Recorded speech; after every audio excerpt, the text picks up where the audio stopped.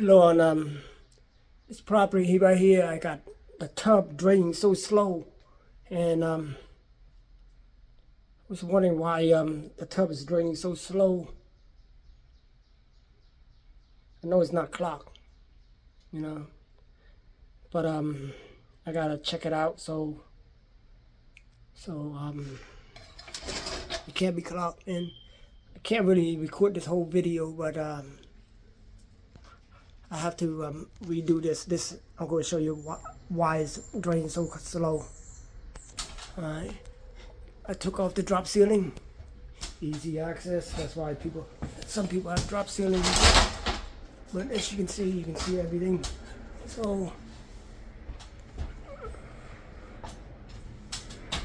after taking the drop ceiling off, let's see, right here is the main ceiling over here. Okay, you see it right here? That's where the tub pipe is running. And then when you go all the way over here,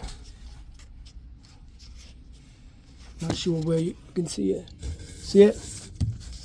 Who the heck run a drain pipe that running, the water run down, and then it has to run upward?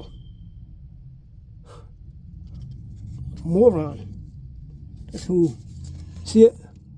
It's water running here, down from the tub, then it has to go upward.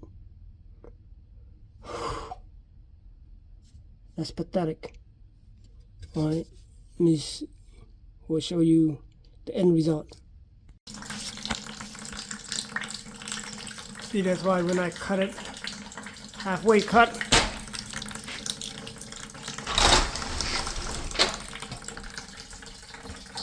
see when I cut it halfway, and see the water keep on coming back because there was a high slope over there. And see, now I'm running a new, like I say, had to reroute it because they went all the way through over there, and then it went upward.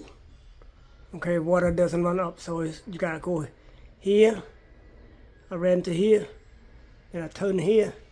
Then I ran all the way back over here. See it?